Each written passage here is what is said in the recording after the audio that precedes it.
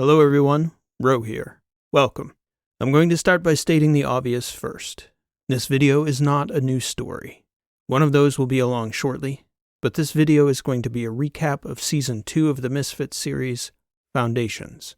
I've written this recap because there have been a lot of requests for something like it, and I think it could help people to refresh their memories, keep the story straight, and catch up on the series fast if they pick it up somewhere in the middle. Please use this video as a reference for Season 2. I've broken down the video by chapter in the correct order, so it should be easy to navigate to the exact story or event you're looking for. Also, just as in the Season 1 recap, I've chosen to use AI to read the chapter entries here. The point was to give my voice a break. I won't be making a habit of AI narration on the channel, especially with new stories. I will continue to narrate the stories with extremely limited use of AI in strategic places only. I think a recap video like this is the right place to give my voice a break though. If you absolutely hate my AI vocal doppelganger, then you can find a link to the text of this video in the description below. In addition to being able to scroll the text, that page will have direct links to all of the full-length stories referenced in this recap. I hope all this is helpful for those of you who found yourself immersed in the Misfits story world. And if you're new to this channel and don't have any clue what I'm talking about, I recommend that you click on the link to the Misfits playlist in the pinned comment below and start at the very beginning. So without further ado, here's Robot to take you through the story recap. I'll be back with a new story soon. Row out. Robot row in. Hello everyone, let's start at the beginning. Episode 17, Crusher Tanzing. Well, here we all are again. Hale Birch returns from 2 million years in the future, only to find Clemabali and Verona back in the present, with him inside the deep space artifact. Birch, Rishi, and Christoph had expected to come back without them, but Rishi's 2-million-year-old counterpart, which she and Birch had installed in her body, had killed Verona and Clem in that distant future, sending them back to their own time with Birch. This wrinkle in their plans causes everyone to question their Rishi and her motivations. Birch and Christoph, meanwhile, race to record their memories of the future before they fade. Rishi helps them develop techniques for recording their future lives. Now returned to the present together, the 5 travelers discuss what to do next. They'd all shared the same mission in the future of defeating the technological races that had turned humans into pets and analog data storage devices. With their memories recorded, they decide everyone should focus their efforts in this time to preventing the 2 technological races from coming into being. And they decide that to do this, their best resource will be the Prime AI Nelius, one of their key collaborators in the future. And though they don't know exactly where Nelius is in the present, Clem Abali claims he knows how to find him. Abali leads the group to an outpost on Muindiris, run by the cartel boss Garson Rex. In order to meet with Garson Rex, Clem Abali brings Birch and Rishi down to the outpost, disguised as space pirates. He then executes an illusion on the Rex's bodyguard, projecting the image that he is the Merkist, a dangerous mercenary respected by the cartel. The trio is escorted into Garson Rex's office, using the Merkist's image as a disguise. Once inside, Clem Abali reveals himself to Garson Rex, who is pleased to see Clem Abali and delighted by the trick. He welcomes Abali as a friend and asks him what he can do for the trio. Clem Abali reveals that they are looking for the bookkeeper. Garson Rex tells them that he knows where Nelius can be found, but that the price must be negotiated.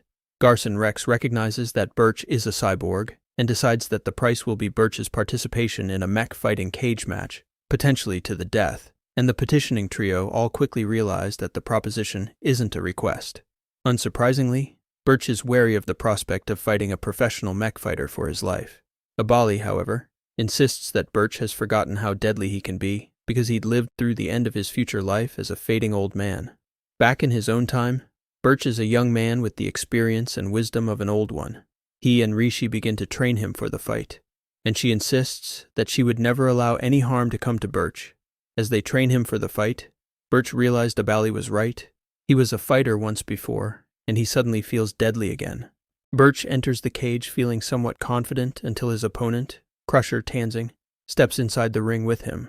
A giant Ateran warrior with 4 mechanical strikebot limbs and a string of defeats by fatality to his name. As the match begins, Birch uses his uniquely quick tech legs to avoid Crusher, but Crusher gets closer and closer as the match progresses. Suddenly, Birch feels the match slow down for him. He senses both what Crusher is going to do and how to counter it. Birch baits Crusher into striking, only to catch Crusher's arm, using his momentum to twist the giant mech fighter into a pretzel and choking him out before a roaring crowd. Garson Rex is so pleased by the fight that he gives Birch a bottle of wood-aged whiskey as a token of his admiration. Birch is troubled by how easily he beat Crusher. When he discusses it with Rishi, she reveals that she manipulated Birch during the fight, accessing the nanotech in his body to communicate subconsciously how to move to defeat Crusher. Birch struggles with the proposition of Rishi puppeteering him like that, and given the troubling turn her future counterpart took in the future, this breach of his trust hits doubly hard. Birch, always Rishi's biggest defender, now has questions about her as well. The other prize Birch took from the fight were the coordinates where Neleus can be found. Birch, Rishi, Kristoff, and Verona all travel there in Verona's ship Cannon, while Clem flies solo in his own ship. They rendezvous in Tau Nira at a small space station in the middle of nowhere, where Neleus is waiting for them. All 5 travelers wonder what this Neleus will know about them or their mission, as none of them had met him in this time. Neleus, however, has been awaiting their arrival, declaring, "Welcome, friends. Now, let's begin." Origins hyperlinks. Deep Space Assassin introduces the Merkist, a deep space assassin who works closely with the Rex's cartel as he explores a contract on a beautiful young female spaceship captain with an uncertain identity. Many of the stories listed as hyperlinks here can be found on the Misfits Origins playlist. All of the stories can be found in the channel's archive or on rolit.com through the All Stories and Links page. Episode 18, Letter Hopping. The crew of the Yankee Chaos returns to the lettered systems after their visit to Iophos, where Carolina Dreesen confronted her father. Fieldstone had been trying to track down a former Eteran military chief named Akop Hernan somewhere in the letters, hopping from system to system to find their target. Carolina takes the ship to the outpost at Nyx, where Ren debarks the ship to shop. During her trip, the Merkist appears and pulls Ren away from Soch in order to deliver a message to Carolina as a favor. Terrified, Ren agrees to deliver his data stick to Carolina and that she would return a favor for the Merkist in the future, should he ask. He also informs Ren they'll find Fieldstone on Beta Col. Ren delivers the message, but convinces everyone they shouldn't pursue the Merkist. Instead, they pick up Fieldstone on Beta Col, along with a new girlfriend he'd been traveling with, a private investigator named Drya. Fields and Drya reveal that they'd tracked down Akop Hernan. They describe the old war chief's movements and express concerns that Hernan has been running an active military operation of some kind. This also meshes with the sense everyone has been picking up that something big is building in the letters. Fields and Drya reveal that they will be able to find Hernan again on the planet of Alpha Petros, a bubble world where cities and craters are covered over with clear domes. The Yankee Chaos pursues Akop Hernan to Alpha Petros. As soon as they arrive, the crew begins to scout for an opportunity to abduct Hernan despite his tight security, locating his ship near the Gavron crater. They also take Kristoff's bot, Old George, out of storage to be a vessel for Mycon Prime while they surveil Hernan. Mycon escorts Drya on the first scouting mission, only to discover that security is even tighter than they'd anticipated. They conclude that a meeting between a major Ateran leader and Hernan is imminent. They identify a top Ateran Commodore, Miles Quartus, as the other meeting principal. Drya proposes to run a honeypot on Hernan's security guys to get close to the former war chief. Transom proposes that Mycon Prime use his morphing skin to transform into an attractive female to escort Drya on the honeypot. Drya is already surprised that Fieldstone's quirky ship and crew have a Mycon clone as their resident AI. Now she becomes doubly surprised when the crew reveals that the very advanced bot she'd seen earlier in the back of the ship wasn't another person, but Mycon Prime himself. This prompts her to take a second look at Carolina, and Drya suddenly realizes that the captain of the Yankee Chaos is none other than Carolina Dreesen herself, the Chancellor of Athos's daughter. The importance of this clandestine mission becomes even more apparent to their visitor. Mycon chooses Carolina's Athosian friend, Triss Ball, as his female avatar for the honeypot, despite Carolina's reservations. They plan to use Mycon Prime's ability to shapeshift into different humans to copy one of Akop Hernan's security staff. That way, Mycon can surprise the entire entourage in the elevator. Then, on the trip from the crater's floor to Petros's surface, Mycon will abduct Hernan. They practice the ops movements repeatedly until they have the plan almost automatic. Drya and Mycon Prime return to Hernan's hotel and approach the Aterans to begin the op. Suddenly, they are surprised by Commodore Miles Quartus and his men rushing out of the hotel with great urgency. Mycon approaches the Aterans disguised as Triss, subdues his target, an Ateran Major, and takes the Major's form. Meanwhile, the Mycon clone in the ship hacks the elevator controls so that their group can control everyone's exit. The Mycon clone operates the elevators, while Mycon Prime himself, still in the guise of Acop Hernan's security chief, incapacitates Hernan and all his security. They bring an unconscious Acop Hernan into the Yankee chaos. Meanwhile, Miles Quartus's ships race to get off Petros, totally unaware that Hernan had been abducted behind them. As they take off, Carolina and the crew observe a fleet of incoming Trasp ships approaching the defenseless outpost. The Yankee chaos, with all their crew aboard as well as their target, jump out of the system just in time as the Letters offensive begins. Origins hyperlinks. Surety recounts the harrowing abduction on the fleet city of Annuncium of a trafficked teen girl who runs into some unlikely friends while trying to flee her captors. Episode 19. Foundations. As the Letters offensive begins, Carolina and the crew of the Yankee Chaos seek to find shelter from the danger of the Trasp aggression. Transom and Fields advise Carolina to find a hiding place somewhere within the inner Letters. Soch and Wren direct Carolina to an obscure rock in the Delta Fina system.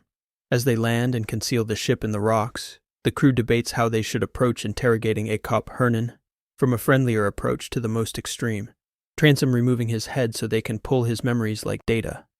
Wren and Drya point out that Hernan doesn't remember anything, still believing that he'd been betrayed by his own security. They persuade the Aterans to allow them to take a friendlier approach. Carolina is the first one to speak with him.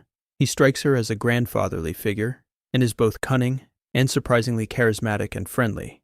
He tells her she bears a striking resemblance to her grandmother Mirana Dreesen Hall, having no idea who Carolina really is. She asks him directly what he was doing in the Letters. He offers to educate her more generally on the state of the war, a history lesson. He explains that the Letters have changed greatly since the start of the war, when they were much weaker and less developed. As the war progressed, though, both the Trasp Protectorate and the Eteran Guild declined in power, grinding against each other while the Letters systems continue to rise in power and influence. This, he explains, is why the LSS allows the Trasp and Eterans to make incursions into their vast territory without ever responding directly or getting drawn into the war officially. After the history lesson, with some trust established, Hernan asks her what she really wants to know. Carolina outlines her plight. She has pieced together many of the factors that started the war, but she doesn't yet understand how they fit together.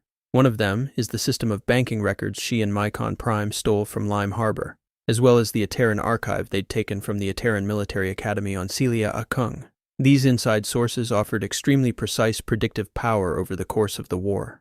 Hernan realizes Carolina is asking about a secret military source called Polaris. Hernan is stunned, and now even more curious about Carolina's true identity. He replies that the source was perfect and 100% trustworthy, but that he never knew its genuine identity. Hernan asks her who she is and what she really wants. As Carolina seems to break down and give in to Hernan's questions, Transom enters the room. He advises Carolina to tell Acop Hernan everything. She reveals that Mirana's daughter, Selah Purcell, Carolina's aunt, had allegedly committed suicide, and her own doubt about the true story was the reason Carolina began to seek answers about the family's finances and the war. Hernan convinces Carolina that he would be more useful to her as a resource alive. He offers to take a look at all their data and intelligence and reveal what he can, and if the result is unsatisfying, they can take his head off later to extract whatever data they think they can recover from his brain. Carolina agrees. In the exchange, Transom's true identity is revealed to the old war chief, and his shock at Transom's presence demonstrates that they all now understand the terms of the arrangement. Hernan spends nearly 3 days assimilating the information the Yankee Chaos crew have collected.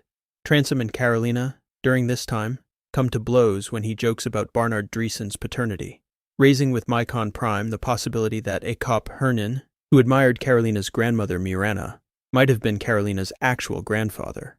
Mycon corrects him, but not before Carolina punches Transom in the face, nearly biting his arm for making such a suggestion when he grabs her arm to stop the assault.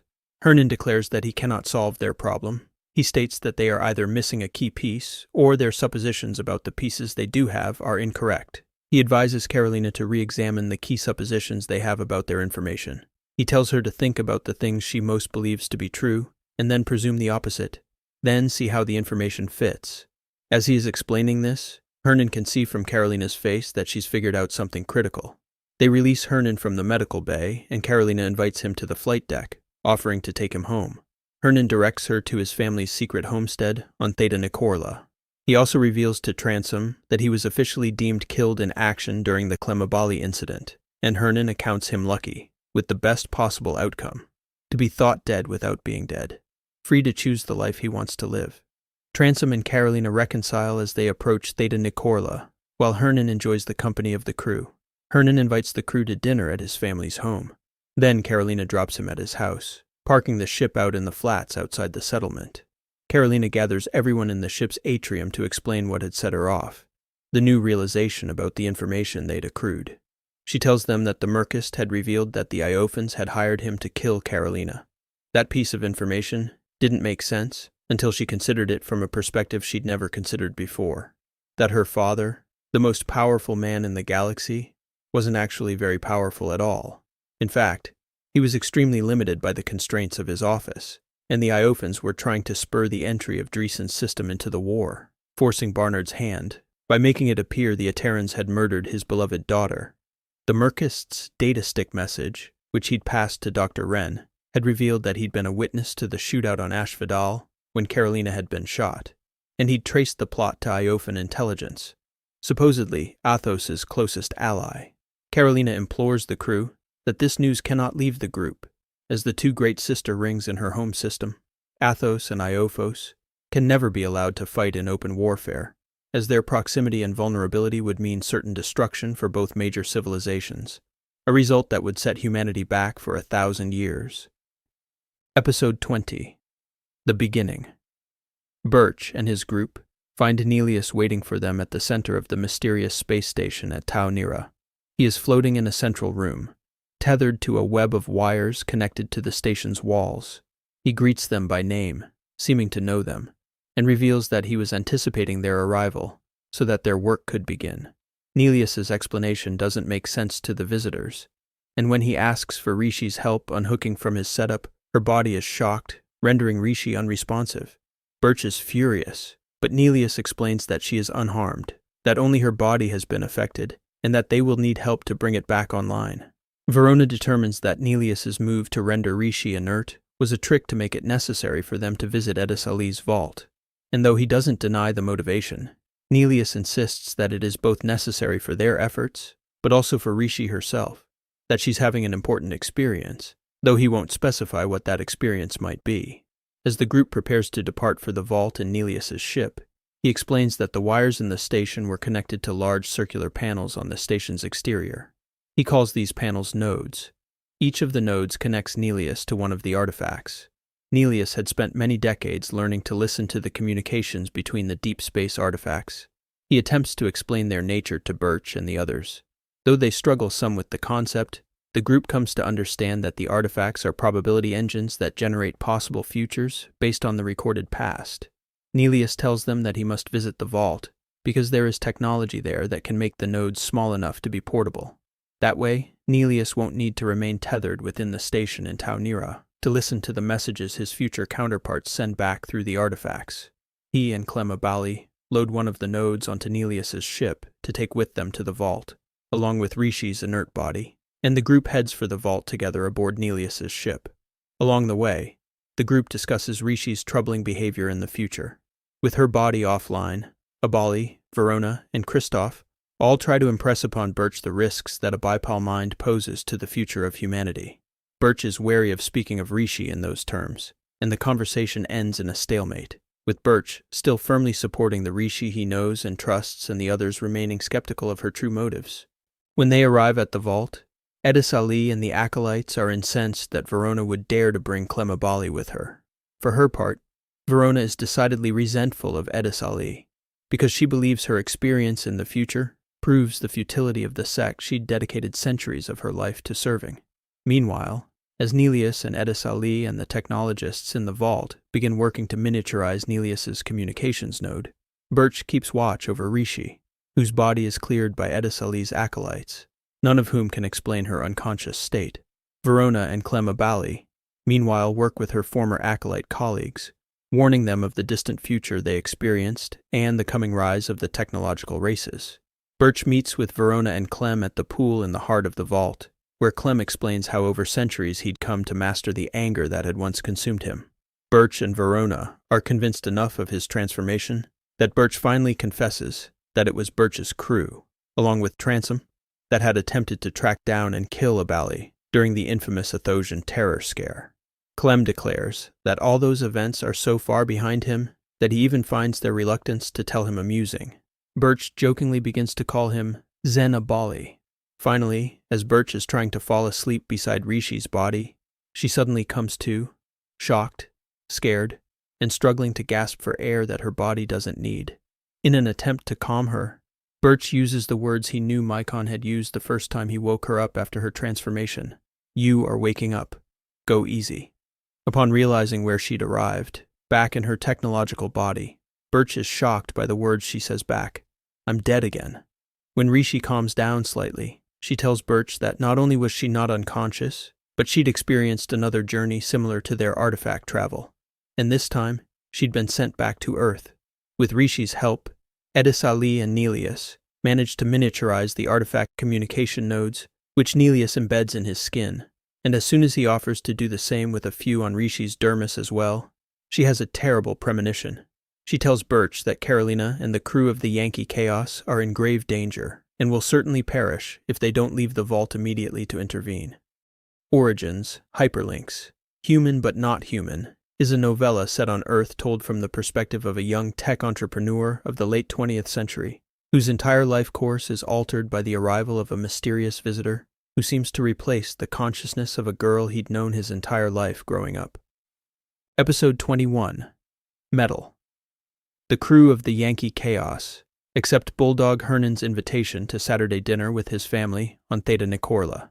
Carolina, however, risks offending the host by ordering her crew to arrive fully armed and prepared for conflict because of the long walk from the ship to the Hernan house.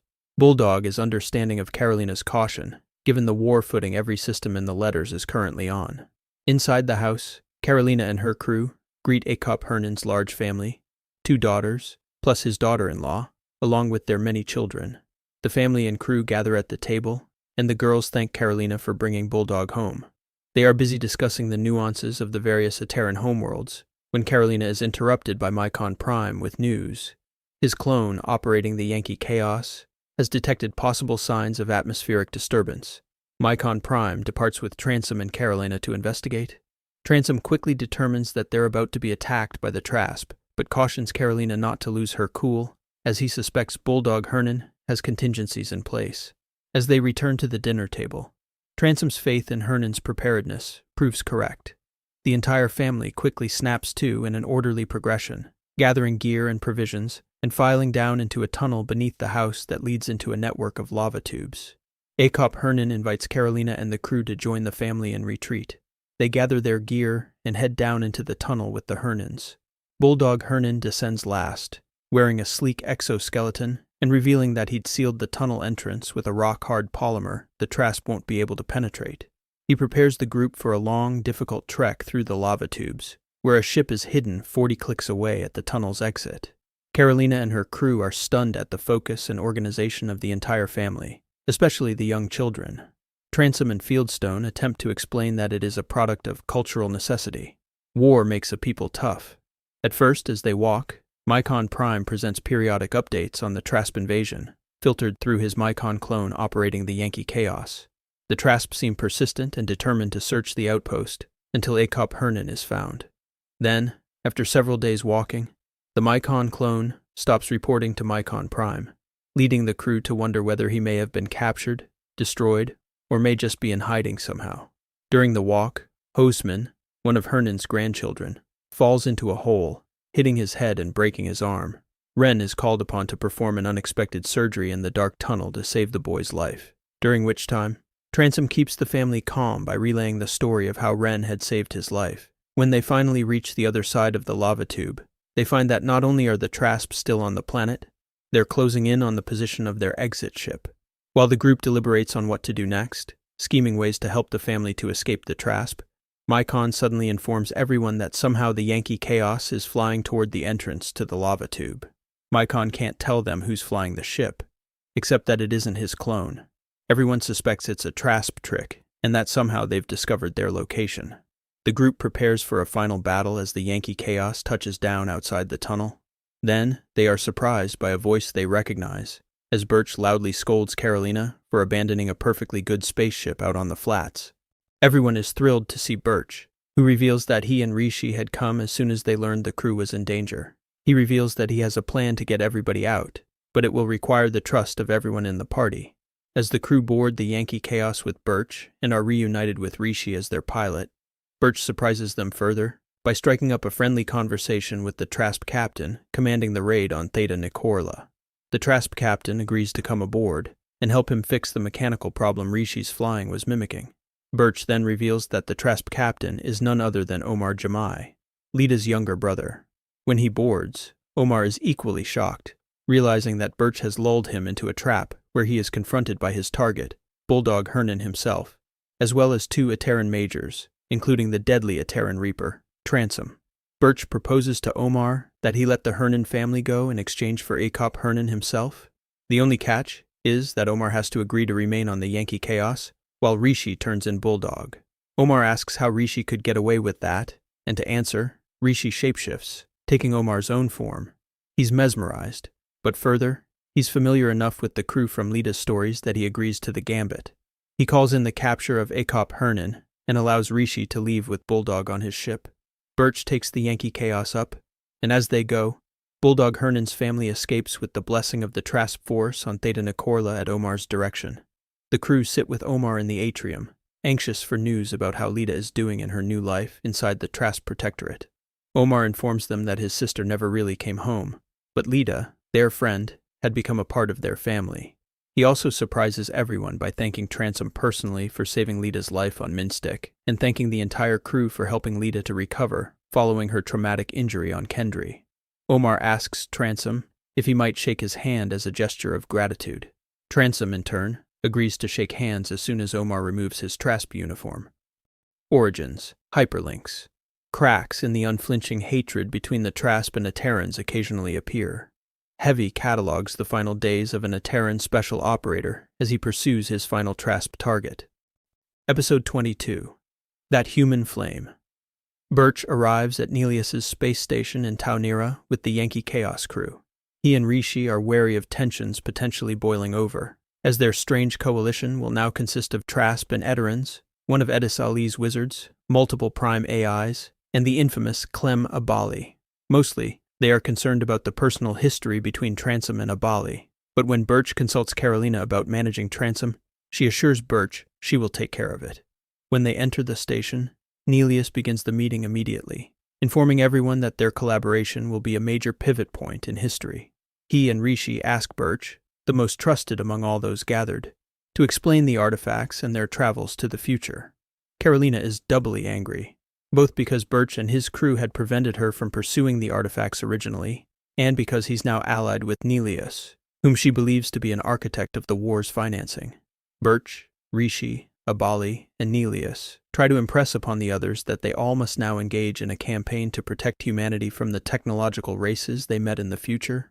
Otherwise, all humans will become spiritless pets of the Ordinals and Bipals. Carolina and the others find Birch's story interesting, but they can't see how a problem they'd encountered 2 million years in the future can be more important than the war that is decimating their home systems in the present. The Yankee Chaos crew wishes to hear Mycon Prime's perspective, at which point, Rishi reveals that she has taken Mycon Prime offline, storing his processing core in a small compartment within her forearm. Carolina and her crew are furious at the news. The meeting nearly becomes physical, but the Aterans manage to keep their heads and lead Carolina's crew back to the Yankee Chaos. While Birch thinks the meeting is over and has failed, Rishi reminds him that she isn't going to let Carolina's crew leave in her ship, as she can still control the Yankee Chaos with a thought. Verona, Clem, Birch, and Omar meet to discuss Rishi, as they still have concerns about Rishi's stability. especially after her shocking unilateral decision to deactivate Mycon. Rishi's position is that Mycon was too unpredictable at that critical moment, which both Clem and Verona find plausible. Rishi then calls Birch to the Yankee Chaos to attempt to calm down their crew and bring them into the fold. Birch meets with the crew and explains how the artifacts work, including that they can be used to help them figure out how to stop the war. Though they're skeptical, Carolina's crew decides that they're willing to help, provided they can stick together as a crew under Carolina's leadership. Once Carolina agrees, Birch gets up to leave, thinking they've settled the argument. Tanzing, though, suddenly balks, wondering why they were making all the concessions. He demands that everyone else must make a concession as well. At first he doesn't know what, but very quickly, Tanzing decides the price. He names 3 people for the rest of the group to bring aboard the Yankee Chaos, and Tanzing promises to murder them. They all must participate, including Nelius. Birch and Rishi are shocked and ask Carolina if she would sanction such an act. She and Tanzing briefly confer, and Carolina confirms that, yes, she agrees with Tanzing's terms. Birch and the others discuss Tanzing's price, and though they have reservations, they decide that the lives of 3 people pale in contrast to the future of humanity. They also figured that the 3 people on Tanzing's list likely have it coming. They all agree to the terms, including Omar, who wishes to prove his commitment to the cause by participating. They locate the men on the fleet city of Annuncium. At first glance, the men seem to be respectable members of the community, a businessman, a security officer, and a magistrate. The group scouts the city and develops a plan that involves Birch delivering goods to a vendor who works for the businessmen on the list. Then Abali morphs into the businessman using one of his wizard tricks. Birch waits on the ship, only to find Rishi walking the magistrate down the top hatch. Birch realizes the character of these men once he sees Rishi's body projecting its disguise, a teen sex worker. He knocks the judge out cold and suddenly has far less reservation about delivering these men to Tanzing. The ships meet in deep space to deliver the men. Carolina also requests that Nelius join them on the Yankee Chaos. When he returns, Nelius reveals that Tanzing has changed his mind. Instead of simply murdering the men, he's decided that they will strand them on an isolated frozen planet, but not simply to strand them there. Tanzing had tasked Nelius with sabotaging a ship and a comms device on the frozen planet's surface to seem fixable despite being hopelessly broken. That way, the men will toil endlessly with the false hope that they will one day be able to escape. Nelius likens the scheme to something from Greek mythology and declares Tanzing a sadistic genius. Origins. Hyperlinks. Welcome Home is Birch's tale of how he came to join the Delta Gamma Guard, told to the crew of the Yankee Chaos by Birch himself as they transit from Theta Nicorla to Nelius's station in Tau Nera. Episode 23. Dark Charris Part 1. The Fellowship of Artifact Travelers begin their missions back through time to uncover the foundational mysteries that will help them prevent the technological races from coming into being. Because the artifacts connect to different places and times, they split into groups to target specific pivot points in history. Nelius transports Verona and Clem Abali from Tau Nera all the way back to Charris. Their task will be to explore the roots of the Battery's civilization, right as the first settlers from the columns arrive to colonize their seed world, Charris. But first, Verona and Clem must recruit an old friend for help. They find Christoph Mikel back on his homeworld near the city of Origi. He is trying to recruit members of his old sect to help him travel back to Tashini to bury the dead so that Christoph can finally lay his wife to rest. But he hasn't had any luck recruiting anyone. Verona and Clem agree to help Christoph to recruit volunteers if he agrees to return to Charris's origin. The trio briefly meet with Nelius on the short jump to the Charin artifact. He informs them that there were factions among the AIs that need to be investigated. Nelius warns that the history they know might be very different from the reality they'll encounter when they arrive. He also informs them that because they are traveling to the past this time, they will arrive in the body of a person from that era. They develop techniques for finding each other, as it won't be evident who they all are. Nelius also cautions the travelers against interfering in the past, exhorting them to merely observe, rather than trying to change anything. Then, Nelius drops them at the artifact, promising to return before they come back. The trio arrive on the first Charin outpost to find it in dire straits. Christoph is inside the body of an adolescent boy named Pyko Mada. He comes to in a makeshift clinic being operated by a pair of housebots, an Alba and a Delius. Immediately, a man across from him, Korai Compens, speaks angrily to the Delius in a way Kristoff finds familiar. They identify each other using their code phrase, Kristoff as Pyko Mata and Clemabali in the body of Korai Compans.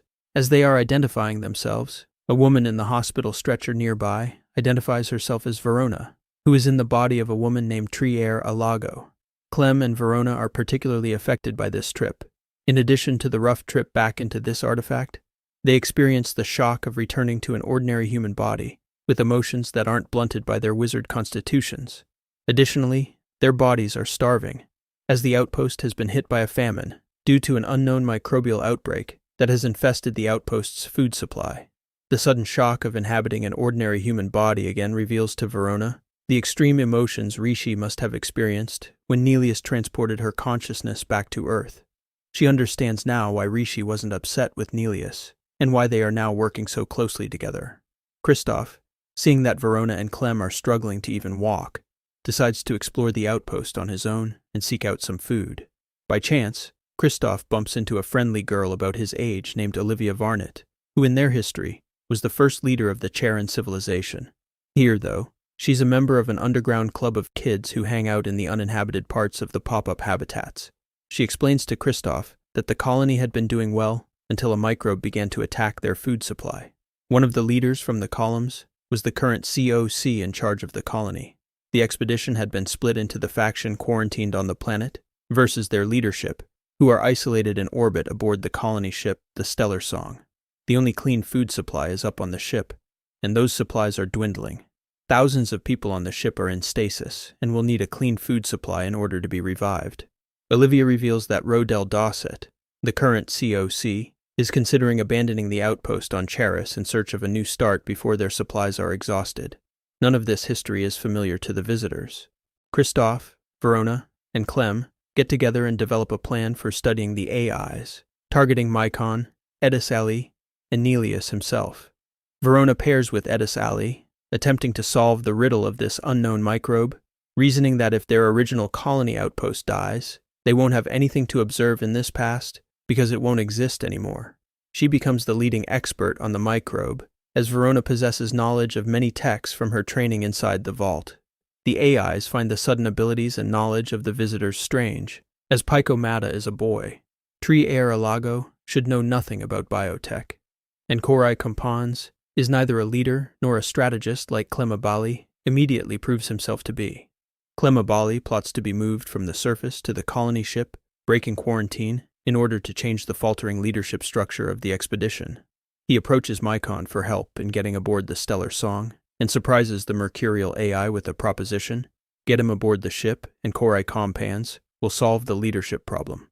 His reasoning mirrors Verona's. If the colony fails, they'll have nothing worth observing on Charris. The three visitors try to meet in private to make plans, but are worried about being observed by the AIs. Kristoff enlists Olivia's help, bringing Clem and Verona into the kids' club in the unoccupied part of the outpost. Olivia shows them to a hatch in the back where they can exit the habitat and avoid observation.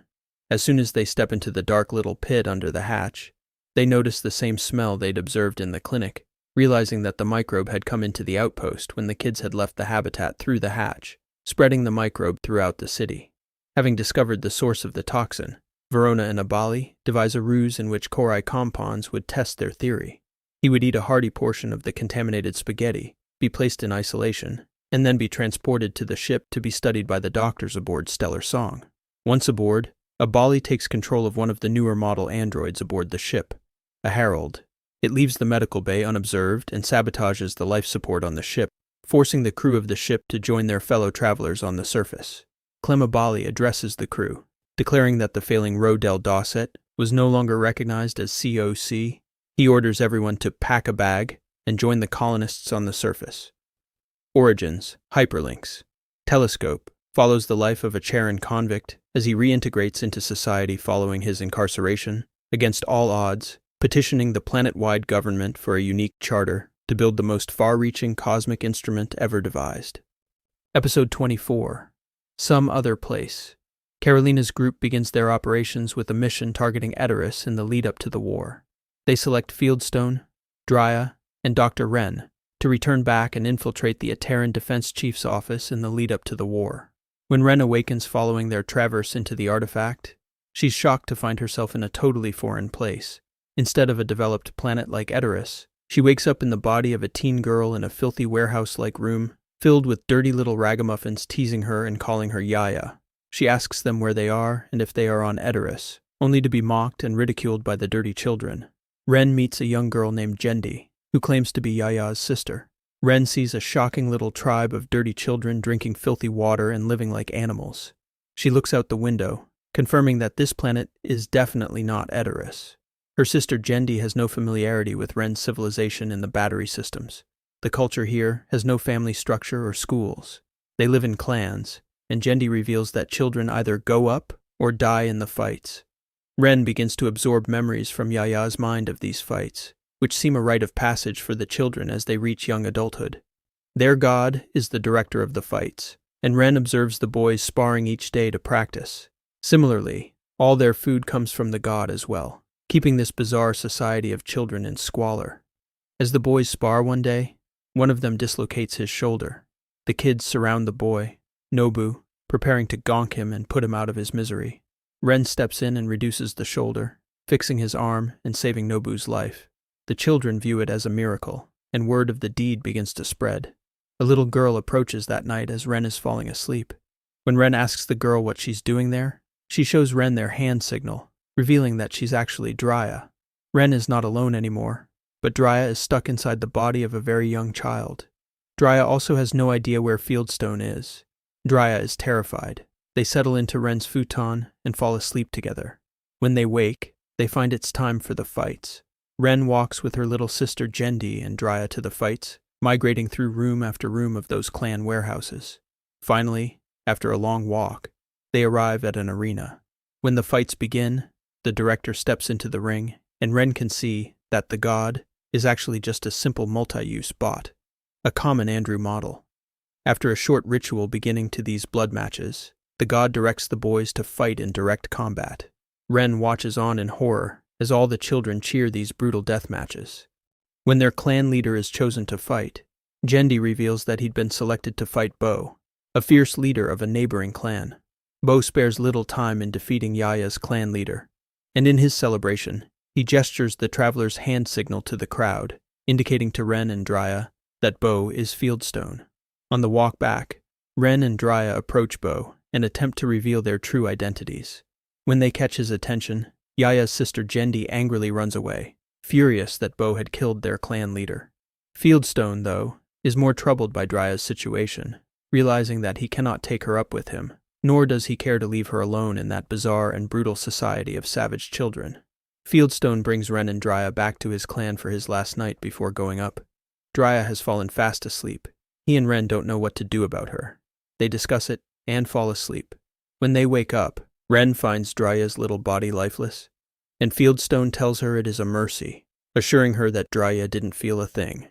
Fieldstone then asks Ren to come with him on his journey up. They are greeted at the bottom of the staircase by the god, a simple Andrew model, who directs Bo and Yaya to proceed to the next level. At the next level, they are greeted by a cyborg, a young man with a prosthetic leg who is noticeably clean.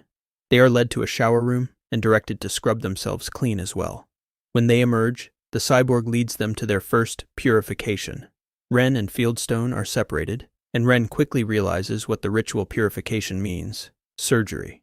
Ren is given the option to choose which limb and part of her head will be amputated and altered. She is instructed by Adelius that the surgery will bring her closer to the gods. When she wakes from surgery, she is missing her right arm and one of her eyes, both of which have been replaced by technological prosthetics. She tests her new eye, finding many of the features similar to Lita's technological vision. Fieldstone and Ren are given clothes and reunited. Ren realizes that they are on a world where the culture centers on systematically meching the human children into machines. She recognizes this society from Birch's stories of the future. The other technological race, the Bipals. Their guide, Rold, then takes them to the ceremony of Ascent. He escorts them to the invocation ceremony, promising that they will meet the godhead there. He explains that the Andrew was only a lesser god. Rold escorts them to the center of the amphitheater, which, in contrast to the dirty first level, is a gleaming showplace of a stadium. And as the ceremony begins, the ceiling opens, revealing the godhead descending. Ren, with the help of her new prosthetic eye, can see before anyone else. The descending god is Mycon. Episode 25, Dark Charris Part 2. Clem Abali scrambles to take advantage of the chaos aboard the Stellar Song. His goal is to secure the dark tech that will eventually end up in Edis Ali's vault, as Verona believes it can help her to create an antidote to the microbial pathogen. Jayadin Dryas, the Stellar Song's commander, also takes advantage of the chaos aboard the ship to depose the failing COC Rodel Dosset. On the surface, Olivia Varnet warns Christoph that the people in the shelter are angry and resentful of the crew of the ship for starving them all those months. She predicts trouble when they have to come down. Nelius, though, predicts the crew of the ship will use the resources aboard the Stellar Song to quickly set up an independent outpost away from the sick people down on Niera. When Clem finally descends from the ship hours later, he expresses frustration that he wasn't able to locate any of the dark tech files to help Verona combat the outbreak. Christoph warns that they may be getting too involved in the colonists' business, intervening rather than observing. The time travelers are also observing that the AIs are surprisingly incurious and reluctant to collaborate with each other. Clem Abali grows increasingly frustrated by the inaction of the settlers, especially as the crew of the ship solidify their position in their new independent colony outside Niera. Verona, meanwhile, closes in on a solution for the microbial toxin in the food. She invites the doctors out in the desert to collaborate on solving the problem, but they refuse to assist her. Instead, the ship's commander, Jayadin Dryas, issues an ultimatum. Hand over Abali so he can tell them how to fix the colony ship's life support, or the crew in the neighboring outpost will stop supplying food to the city.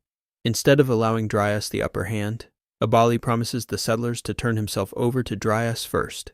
As the situation unfolds, Christoph discovers that Nelius seems surprisingly ignorant of Mycon's notoriously mischievous personality. When he asks Nelius direct questions about Mycon, Christoph discovers that Nelius has a peculiar mental block precluding him from divulging the origin of the AIs or the nature of their programmer. As promised, Clem Abali, in the body of Karai Compans, knocks on the new outpost, demanding to speak to Commander Dryas. Abali expects to get beat up while transmitting a feed back to the Niera outpost, demonstrating for everyone to see that Dryas had no intention of negotiating with the settlers in good faith. The stream records the end of Compan's life, as Dryas orders the doctors to let him die and offers no support. After Abali dies, the doctors discover the contact lenses and the earpiece that had recorded every last word of their interaction, still transmitting to the settlers. That night, similar to the incident aboard Stellar Song, 3 multi-use model androids from Niera walk out of the darkness of the desert, punch holes in the crew's pop-up habitats, and return to the city, leaving the newest settlers with no choice but to seek refuge in the main settlement with their sick fellow settlers. Fearful of the resentment Dryas has created by killing Karai Compans, the settlers out in the new outpost don't want to approach the people in Niera. Christoph nominates his friend Olivia Varnet to be the one to approach them and broker a peace deal. Olivia contacts Maxime Brule, one of the cabinet ministers under Rodel Dosset, about the only crew member on the ship still viewed favorably by the people in Niera. He and Olivia broker a tenuous peace as the crew finally comes inside the city. Olivia becomes a key leader in the community during the integration, serving as the de facto COC until they can elect a new leader. Verona makes considerable progress in solving the microbial outbreak. Despite tensions with the ship's doctors, she produces a vaccine that she believes will mimic the resistance the kids have developed to the toxin. She decides to test it on herself, telling Christoph that if it doesn't work, he needs to revive Dr. Kane, a biologist who is still in stasis aboard the Stellar Song. Verona's host, Triera Lago, falls sick after testing the vaccine and soon passes, leaving Christoph alone on the failing colony. He convinces Olivia and Brule that they need to revive Dr. Kane as Verona had insisted. Despite what history told the visitors of their early origins on Charris, when the vote is held for the new chief of the colony, Olivia Varnet loses to Maxime Brule. Christoph consoles Olivia over her loss, and they visit the lab to check on the new doctor, Johann Kane. He tells them that he's solved the problem.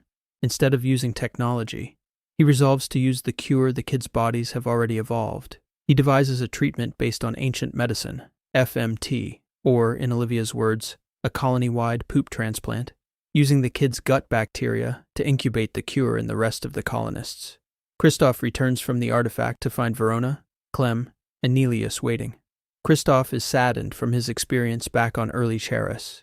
He reveals that the colony survived, and that he, in Pico Mata's body, remained for 6 years to witness the earliest days of their civilization, learning that their history was nothing like what they'd been told. Kristoff relays that he'd spent much time trying to get the AIs to discuss their origins, only to find that they may not know anything of it, and cannot reveal it if they do. He is convinced that the AIs are the key to the unfolding troubles in the battery systems. Instead of asking his fellow travelers to fulfill their obligation to help him recruit volunteers to return to Tashini and bury his people, Kristoff tells them that his experience on Charris has convinced him of the importance of rejoining the group in their efforts to stop the war and prevent the technologicals from coming into being. Kristoff also tells them about his life in Niera, and that his host, Pico Mata, and Olivia Varnet had fallen for each other. But Kristoff also relates that he never acted on the feelings because history had already written that Olivia had married a Compans, Charris's grandson. Nelius then reveals what really happened on Charris in their actual past. The stellar song indeed abandoned the outpost in Niera's darkest days. The people on the ship expected everyone on the colony would perish. They traveled all the way to the battery where they attempted to start a new colony near a Terran space. Yet after all the time in stasis, the colonists were never able to gain a foothold. After 50 years, the only survivors remaining were the AIs. The AIs, with no humans left to care for, decided to explore the galaxy on their own. But before departing, they decided to return to Charris to pick up the bots and AIs who'd remained with the few humans left on the failing Charon outpost. When they returned to Charris, however, they found that the group, mostly the children, had developed their own natural immunity to the toxin. By that time, Olivia Varnet had led the colony capably and built a thriving outpost of 50,000 settlers. Nelius also reveals that one of Olivia Varnet's children, raised as a Compans, was actually Pico Mata's child. One of the descendants of that illegitimate child, while researching his genealogy, discovered his true lineage and decided that he shouldn't continue using the surname Compans. Instead, he combines 2 family names, Kendry and Adelson, into the surname Dreesen, revealing Olivia Varnet herself and Pico Mata to be the origin of the Dreesen family line. Origins hyperlinks. In How Far the Future Moon, the life of a brilliant young Charon physicist is recounted by his brother, and while his brilliance is obvious, his resistance to following rules leads to his relegation to obscurity in his own lifetime, while his work is destined to endure well past his era. Episode 26. Ascent.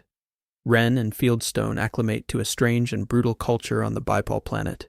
They learn that it is called Yal, an outpost built by humans in the distant past, now occupied by a culture that directs the orphaned children on the first level into a climb up the interior layers of an ancient mountain megastructure, where each layer conditions the applicant to reject their humanity piece by piece. Fieldstone begins to train Ren to fight, for the pair wish to learn as much as they can about this alien society. Ren must win her fights just as Fieldstone does, because they advance as a pair, but also die as a pair if one falls. Ren is an apt student, and her body, Yaya's body, is fit and strong, but she struggles with the prospect of killing, as it violates her oath as a healer.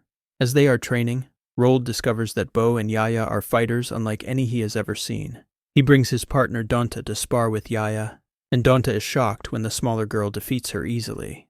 She begs Bo to train her as well. Fields agrees and offers to train Rold too. The 2 couples decide to progress as far as they can together. In addition to training for the fights, the candidates attend lectures where they are taught to embrace their evolution into technological beings and reject their human past. At the conclusion of one such lecture on the 3rd level, Bo and Yaya are pulled aside and directed to speak with Mycon. He commands them to have a baby together, and explains that procreation is necessary in a society where death is so commonplace. During her pregnancy, Yaya and Bo are given a reprieve from the fights. Yet that break from the fighting becomes a tragic heartbreak when they take Yaya and Bo's newborn daughter from them immediately after birth. Ren uses the pain of that loss to fuel her as they begin fighting again, transforming into a ruthless killer when she is called upon to fight. Their opponents become deadlier as they climb too, both because their prosthetic components are tougher than skin and bone, and because all the fighters have honed their techniques as mech fighters as they've climbed. When they are finally nearly completely cyborg, the The civilization's history, culture, and philosophy is uploaded into their minds. Ren discovers that the rejection of their biological origin isn't merely a byproduct of necessity, it is a deliberate rejection of the philosophy of purism that drove their ancestors from Earth to seek refuge in the stars. There is an intense hatred of their human origin, but Ren, sympathetic to the people, rejects the philosophy rather than the unlucky children born into such a ruthless society. Maikon confronts her and questions her loyalty and commitment to their beliefs. He believes that somehow Yaya is an imposter. She tells him she has merely been masking her fear by faking her confidence, and this doubt is what Maikon sees as false. He declares that their final test is at hand. If they pass, they will become immortal technological beings. Ren and Fields arrive at their final fight, only to find Rold and Donta, who are expecting their final fight as well. Suddenly, both couples come to the realization that after all this time, they will be forced to kill each other. Instead, Donta and Rold are called into the chamber alone, leaving Bo and Yaya outside to wait. A few minutes later, they are called into the studio, expecting to see Rold and Donta waiting for them. Instead, when they enter, Maikon directs them to fight each other. Bo picks up his knife first, and though he lets Yaya pick up her blade, he dispatches her quickly with a merciful cut to the heart. Ren wakes up again back in the artifact. She fears that Fieldstone may be lost in the artifact, as the transformation to Bipal would have made him immortal, and none of them had a sense for how long immortality might last inside the artifacts. She explains how the Bipal society was structured, and Rishi confirms that Ren's experience was consistent with how the Bipals of the future transform biological humans into Bipals. Soch reasons that wherever they went, Fieldstone would still be a soldier, and that soldier would never quit on a mission. The crew agrees and decides to wait as long as it takes for him to return. Ren explains the similarities between their civilization's roots and Yal, the Maikon, the similarity of the android models they knew, Andrew and Delius. Yet she didn't know exactly where or when these Bipals were in relation to the battery systems. Finally, she expresses the relief it is to be back on the Yankee Chaos, the only place that feels like home for her. Episode 27, To Iophos. As they wait for Fieldstone to return, the crew of the Yankee Chaos struggle with the monotony of the uncertain wait. Tension begins to build between Ren and Drya, as the Doctor reveals the depth of her relationship with Fieldstone inside the artifact. Transom finds Ren training inside the medbay and agrees to spar with her, finding that Fields had turned Ren into a capable fighter on Yal. While Transom is discussing Ren with Carolina, Rishi interrupts and reveals that the Charris group has returned from the artifact. They're both stunned and don't understand how she could know. Rishi explains that she is receiving data streams from her future counterparts via the artifact. Rishi tells them that the Charris group had been drastically wrong about their own history. As a result, the Charris group suggests focusing intensely on learning the history of their target era before they go into the artifact. Transom suggests that they should pick up Charris I again for his historical expertise before their mission to Iophos, and Carolina is adamantly opposed. Ren and Transom continue to train while they wait for Fields to return. Ren confides in Transom that she misses Fieldstone, also struggling to explain how strange it is to return to a fully human body. Rishi joins the conversation, reminding Ren that she'd experienced a similar struggle on her trip to Earth and back, offering Ren a sympathetic ear. A few days later, a ship unexpectedly arrives alongside the artifact. Before they can ping, Carolina discerns that it must be her father's ship, the Heart of Athos. Her brother Colin Dreesen returns their ping. When Colin comes aboard, Carolina and the crew are surprised by his fellow traveler, Charris I. Colin immediately becomes adversarial, reminding Carolina that she'd broken her trust with their father, failing to keep the Chancellor informed of her activities, especially after Theta Nakorla, where Athosian intelligence believed Carolina and her crew had been killed. Colin Dreesen demands to know what Carolina is doing at the artifact. Transom speaks for the crew in objecting to Colin Dreesen's tone, informing Carolina's brother that he will be polite to their captain while on their ship. Irie smooths over the familial infighting, noting that he'd been reading up on the artifacts while searching for Carolina and found everything very interesting. As they are speaking, a shout comes over the comms channel, startling everyone, and both Drya and Ren, recognizing Fieldstone's voice, race toward the spacesuits to help bring him in. Realizing that this incident will reveal the nature of the artifacts to Colin and Karsten, Carolina adjourns the meeting, sending both Athosians back to her father's ship. Once Carolina gets Fieldstone settled, she tells Colin she's ready to meet aboard their father's ship. She brings Rishi and insists on meeting alone with Colin and Karsten, just the four of them in the ship's clean room. When the anti-surveillance tech messes with Rishi's body, she asks Carolina's brother to shut off the specific system bothering her. They both realize that Rishi isn't human. Rishi explains that she's a bipal, and to prove it, she morphs into Carolina in front of Karsten and Colin. Rishi tells them both about the artifacts, while Karsten and Colin listen with great interest. She briefs them on their mission to save the future from the technological races, as well as their desire to learn about the roots of the war with the hope of stopping the fighting. Colin dismisses Rishi and Irie, demanding to speak with Carolina alone. They discuss her attempted assassination at Ashvedal and what the Iophans' motivations might be for killing the Chancellor's daughter. Carolina informs Colin that she has an insurance policy, the banking keys she'd stolen from the bank on Lime Harbor. Colin scolds Carolina for putting herself in such a vulnerable position, reminding her what the consequences of her death would have been. Billions dead. For what? Colin asks her. For the truth, Carolina insists. Colin tells her that he's ready to tell her the truth about Athos, but first he demands she give her oath, once and for all, to serve Athos. Carolina invites Karsten to join her back on the Yankee Chaos. They seem ready to leave Colin and return to the ship, but Rishi informs Carolina that Colin needs to come as well. The Dreesen siblings send their father's ship back to Athos and depart for the next artifact. Along the way, Fieldstone tells Carolina that he's had to make a difficult choice between Ren and Drya. He doesn't want to hurt either of them, but he reveals to Carolina that his connection to Ren is so deep he must continue their relationship. Carolina, Karsten, Tanzing, Soch, and Colin Dreesen all prepare to travel back to Iophos, roughly 150 years prior to the outbreak of the West Battery War. They meet Christoph outside the next artifact, who is waiting for them in Verona's ship, the Cannon. He warns them that the trip back will change them all. Then, they suit up and head inside the artifact. Origins, Hyperlinks. In Cobalt, Karsten Irie recounts his adventure out in the Indies to learn about life as an asteroid miner, told to the Yankee Chaos crew during their transit from the first to the second artifact in to Iophos. Episode 28. Demons. Carolina and her group arrive in Iophos separated. Tanzing finds himself in the middle of a football match for the Xenia 17s, kicking off a fierce brawl when confronted by a teammate for spoiling a play in his dazed state.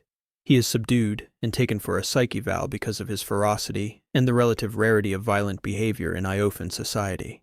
At the clinic, Carolina comes to in the body of Lee Ira, and she is overcome with grief. And though she doesn't know exactly why, Carolina has a vague sense that the pain stems from the loss of her host's sister. Her housebot Alba is with her. When Alba explains why the clinic is so busy, a brawl involving the city's 17s football club, the android's description of the fighting, makes it apparent to Carolina that Tanzing was the cause. Carolina steps away from her bot and sneaks into the room of the brawling boy Zeldin Swinney. They are quickly able to identify each other, and Carolina orders Tanzing to behave himself and blend in. No more fighting. The group had picked a central location to meet in Io, where Carolina's brother Colin Goss Dreesen waits for the others to make the rendezvous.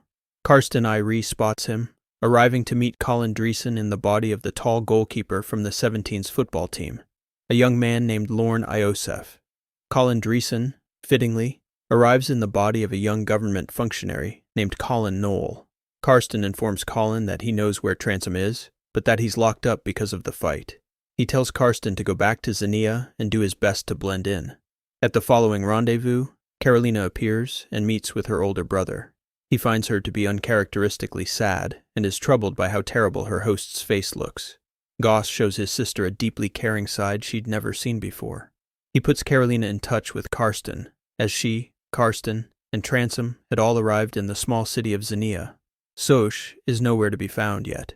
When Carolina meets with Karsten, he too is shocked by the sadness that seems to permeate Carolina's spirit. She explains to the tall boy Lorne that her host, Lee Ira, had lost her twin sister and that the grief is overwhelming.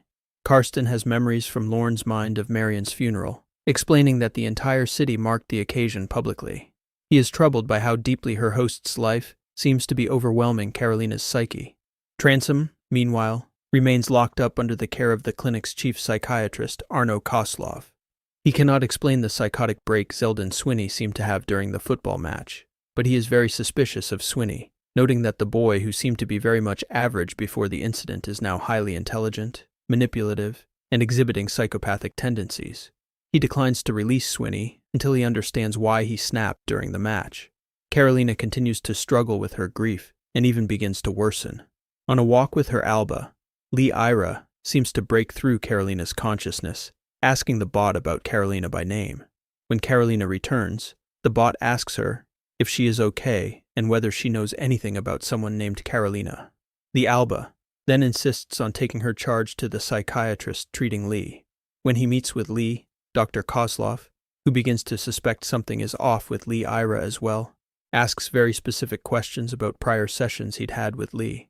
Carolina has no memory of them, and when Dr. Koslov leads her into answering incorrectly, she becomes disoriented and faints. She wakes up in the clinic again, this time with Lee's mother. Now both Dr. Koslov and Lee's mother have grave concerns about Lee. When Carolina is finally able to get away from the clinic, she meets with Karsten. While she is attempting to explain to him that Lee is breaking into her consciousness, Lee appears just as Karsten is discussing information about their mission. Lee learns that the girl who has taken possession of her mind is Carolina Dreesen, and that others have traveled to Xenia with her. She believes that these visitors are demons from the future, and Lee Ira calls Dr. Koslov directly to tell him that her alter ego, the person he had been speaking with, was actually Carolina Dreesen, not her. Based on Karsten's pep talk in the park, Carolina comes to the conclusion that Lee Ira is breaking into her mind because she is unwilling to confront Lee's grief. She calls upon Karsten and Colin to help her approach the problem directly. She leads them on a walk to her sister Marion Ira's memorial in a section of Xenia called Reader's Circle. When Carolina approaches Marion's headstone, she is so overwhelmed by the pain, she drops to her knees, weeping so audibly that everyone around Reader's Circle can't help but notice the scene. A rare and almost taboo public display of grief that shocks the people of Xenia, all of whom are sympathetic to Lee over the loss of her twin sister. Shortly after she returns from Reader's Circle, Lee's mother pings Dr. Koslov expressing suspicions that her daughter isn't who she seems to be. As he continues to investigate, Koslov begins to connect Lee to Lorne Iosef, Karsten Iree's alter ego, as well as Zeldin Swinney, Transom's host. He realizes that Lee Ira should have no connection to the boys, other than the connection Lee expressed, that those two were visitors from the future as well, demons. Koslov begins to investigate the claims Lee made to him, and he finds that just as she'd said, Lee had visited Zeldin Swinney the night of the brawl, and he watches the encounter where she addressed him as Sebastian, and he addressed her as Dreesen. Koslov approves the visitation request for Lorne Iosef to see his teammate Swinney, hopeful that he might catch some clue in their conversation. But when Lorne visits, Karsten and Transom code their language carefully enough that Koslov doesn't understand Karsten's request for Transom to get free because the team and the captain need him. With no real evidence for his strange suspicions, Koslov confronts Zeldin Swinney directly, addressing him as Sebastian and revealing that he knows him to be a clever psychopath, not Zeldin Swinney. He asks Sebastian what he intends to do with Zeldin Swinney's life. Transom never denies that he isn't Swinney, answering merely that he wishes to live a life that has impact, and can do so by surrounding himself with people who have the strengths that he lacks. Transom is shocked the following day when Koslov releases him outright. He is quickly amused by the doctor's motivations, as he immediately notices a bot following him, a clumsy attempt at surveillance that an operator like Transom instantly slips easily. Transom and Karsten meet, discussing the depth of Carolina's problems, which Transom identifies as a threat to Carolina herself, positing that Carolina's mind could get lost in Lee Ira's consciousness. Fearing that they know too little about the artifacts to chance Carolina remaining in Lee's body, Transom devises a plan to send Carolina back. As they depart their meeting spot, Transom notices that Lorne has a tail on him as well.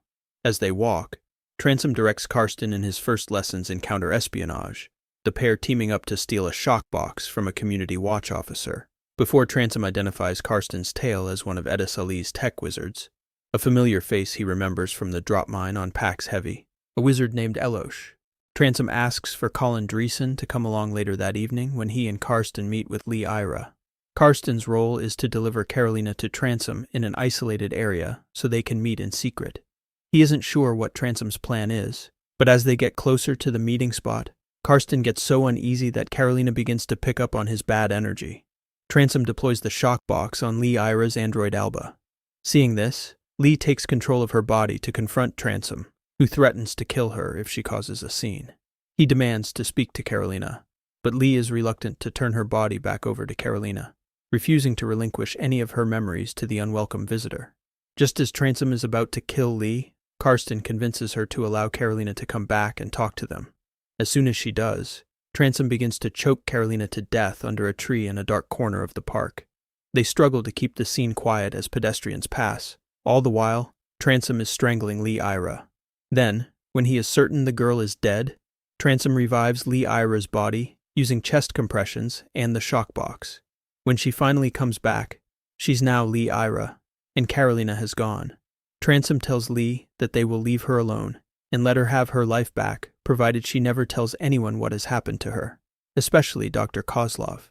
Ira agrees, waiting silently as Lorne, the tall boy she knows to be a visitor named Karsten, repairs her Alba and wipes its memory of the past few weeks. When they send Lee back to her life, Karsten is angry at Tanzing for killing Carolina. He reminds Irie that he merely sent her back to their real lives and expresses that he's going to find a building to throw himself off so that he follows her back right away. Goss tells Tanzing in no uncertain terms that he is not to return, that Carolina had gone to far too much trouble to bring them to that place.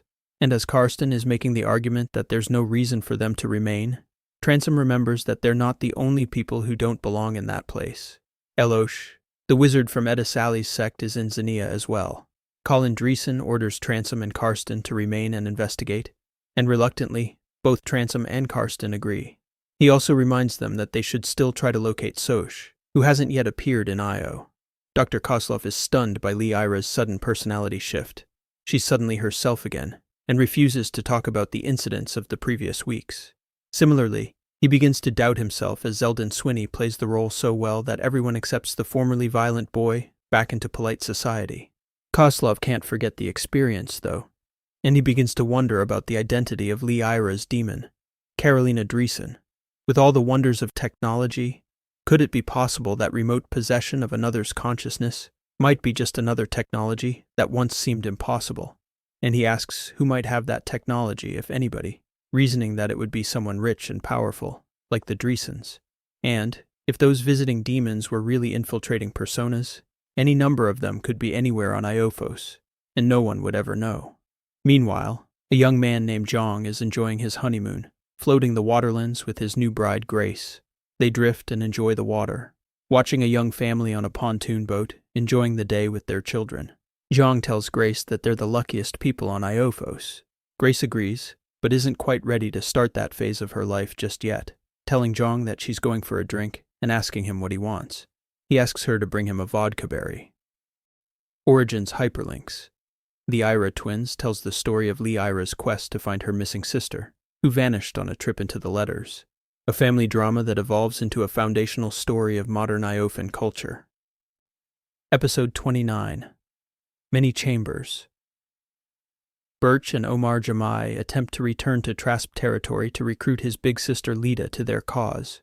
Their target will be to enter a nearby artifact and return to the Trasp outpost on Veronia to bear witness to the start of the West Battery War. Birch had barely escaped his one trip into the Protectorate with Omar's help, and, because of Birch and Rishi's deception on Theta Nikorla, Omar is officially MIA and a suspected defector, if not a traitor. Omar takes the danger in stride as they ditch his Trasp ship and smuggle themselves into the heart of the Protectorate within freighter compartments. When they finally make contact with Lida, she is not alone. Lida's Trasp identity, Aida Jamai, is still the greatest hero of the Protectorate. Thus, she is still engaged in propaganda work, and she's still traveling with her ISB handler, Lieutenant Colonel Myrna Hartline, who nearly arrested Birch on his first trip into Trasp space. She attempts to arrest Aida's brother Omar as soon as she enters their ship. Omar protests, and in the middle of the chaos, Birch surprises Hartline, subduing her, and placing Lida in an awkward position.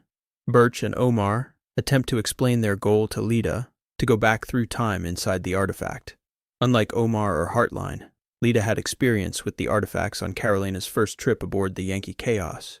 As they discuss the possibility, Heartline becomes indignant, labeling the Jamai siblings as traitors and Birch a foreign spy. After Lita defends Heartline as a friend, Omar proposes bringing Heartline with them back through the artifact. She thinks the whole idea is absurd. But as they get close and all three of her captors take the prospect of time travel seriously, Heartline starts to doubt whether they might be sincere. They plan for the mission and then head into the artifact between Port Cullen and Dreesen's system. When the artifact transports them, Birch comes to in the body of a young man named Chambers on a Trasp colony called Ariel Canner. Luckily, he discovers that the two women and other young man in the same room are his traveling companions. They're all trainee logistics officers, and as they're getting their senses about them, they quit their jobs to find passage to Hainan, where they hope to meet up with Birch's best wizard friend Verona, who lived in the Protectorate during the pre-war era. However, as they're exploring how to get passage out of Ariel Canner, Birch gets addressed directly by a strange old woman who claims to be a tech wizard from the future. Birch is stunned at being identified by name, especially in his borrowed body, but he quickly becomes frustrated by her convoluted wizard talk. He demands that the old woman speak straight with him about who she is and what she's doing on Ariel Canner. Otherwise, he threatens to walk away and leave her there. Fearing that Birch will leave without her message getting through, she begs Birch not to go. Omar offers to take her with them, but he demands she talk plainly. The old woman, a future wizard named Carmenta, helps the foursome rent a ship, and she tells them that she knows how the war begins and who begins it. She reveals that one of Edis Ali's tech wizards, Ephelin Cal Ennis, is on Carhall working for a secret military agency, and he is the progenitor of the war. She also reveals a secret of the sect, that because of their longevity, they must keep a memory chip in order to store their long memories. She suggests they find Cal Ennis and steal his memory chip so they can discover everything he knows about the war and the tech wizard's part in it. They debate and agree to pursue Ephelin Cal Ennis on Carhall. When they arrive, Omar and Birch are shocked that the person they're looking for isn't even hiding. They find him teaching engineering at the city university, even playing chess in the park with students. Birch and Omar decide to visit him and talk, with Birch even sitting for a game of chess with Cal Ennis. Omar and Birch are surprised by how nice he seems, stunned by how much the progenitor of the worst event in human history seemed like a normal guy instead of a monster. Nonetheless, they agree they have a job to do and return to the ship to plan the operation to abduct him and steal his memory chip. The group adjusts their plans and meet Cal Ennis back in the same park for another game of chess. This time, Lita and Heartline join them, using Heartline's Trasp espionage techniques to lull Cal Ennis into a trance. They walk him away from the table, remove his memory bank, and leave Carhall. On the flight out, Birch is struck by Heartline's reaction, not just to the mission, but she's deeply affected by the pre-war protectorate itself, lamenting what had become of her society because of the war. She weeps as she realizes that her people were once free from the tyranny of her militarized society. Birch does his best to console her. Origins Hyperlinks. Age of Deception is the personal account of Dr. Pitka Ramera, who, along with her personal Mycon clone, was an instrumental figure in the inciting incident of the West Battery War. The Chameleon follows Kyella, Boggs, and the Brindars as they track down brutal space pirates in the pre-war protectorate. Episode 30. Day of Deception. Birch and his group, with Ephelin Cal Ennis's memory bank in hand, seek out Verona for her help in decrypting his memory data. In this time, though, Verona has yet to meet Birch, so he and Lita approach her at her workplace on Hainan to introduce themselves. Birch tells Verona who he is and shares knowledge about her life that only somebody familiar could know, and he shows her the memory bank. Verona reacts angrily, scolding Birch for possibly blowing her Trasp cover, yet she agrees to meet him and Lita later. When she balks at helping them, Lita calls her out, insisting that Verona was meant for the center of the action and should stop pretending otherwise. So Verona joins the group, suggesting that they'll need to find a prime AI in order to decrypt the amount of data in Ephelin Cal Ennis's memory stick. On their tight timeline before the start of the war, Birch suggests their only real options would be Kyella and Boggs, who operated within the Protectorate during the war era. They find Kyella and Boggs aboard a Trasp military vessel the Tusk on a top-secret operation. Both primes are intrigued by the group's claim that they know about the war, as they've been investigating the ominous pre-war events themselves. They agree to help Birch and his curious friends. Ella and Boggs decrypt the memory bank and find plans for an inconceivably terrifying superweapon on Veronia. They explain that Cal Ennis's group had been engineering a mega-weapon into the residential space wheels the Trasp are building in Veronia, orienting all the reactors in the wheels toward a gamma burst generator that the colony can focus into a single point, a catastrophic burst capable of wiping out life on an entire planet. Not only that, they have plans to construct an FTL torpedo, timed to launch simultaneous to the burst, so that they can theoretically shoot such a blast through subspace to travel faster than light. Birch points out the obvious, that no one knows the consequences of shooting so much energy into subspace, theorizing that it may be a threat to the fabric of the universe itself. Everyone agrees that the superweapon must be destroyed, and they plan a mission to Veronia to take it out. Verona can't participate, because Birch and his fellow infiltrators plan on dying in the war's initial outbreak, and they know that Verona is fated to live through the war. Similarly, Carmenta points out that an old woman like her would only get in their way, as Birch and the others depart. Carmenta asks Birch to remember an important message when he returns to his own life, that the bird is concealed above the king's hand. Birch considers it just more oracle talk from the old woman, but seeing how upset she gets when he jokes about it, he promises Carmenta he'll remember the message. Birch, Lida, Heartline, and Omar train with Ella and Boggs, yet as soon as they arrive, Heartline insists they approach directly, landing them just outside the bunker where they believe Cal Ennis's secret weapons program to be hidden. Once inside the bunker, though, the situation seems odd, and when they get to the bottom of a very long staircase, they realize that there's nothing in the bunker. Birch and Lida call it a rat trap and can't figure out why it would be down there, especially after the trap doesn't spring on them as they're running back up the stairs. When they get to the top, with the clock ticking down to the war's precipitating incident, Birch insists they proceed to the 804 peg where the shooting starts. Omar questions Birch's belief in the story of Pitka Romera, the Ateran doctor whose account shaped much of the battery's understanding of the start of the war. The Trasp, though, have never bought into Pitka's story, and Omar politely reminds Birch that the gap in their understanding was probably just that Pitka Romera's story was never real. When they get to the 804 peg, they speak with Deb Collison, a key figure in Pitka's story. She is overwhelmed by the pathogenic outbreak that Pitka had come to Veronia to investigate, and Deb confirms that Pitka herself is on the colony and exactly where she should be, according to Pitka's account of the events that day. The group flies to a safe distance to observe the incidents that kick off the fighting between the Trasp and Aterans. Birch reflects on the surreal nature of watching history unfold.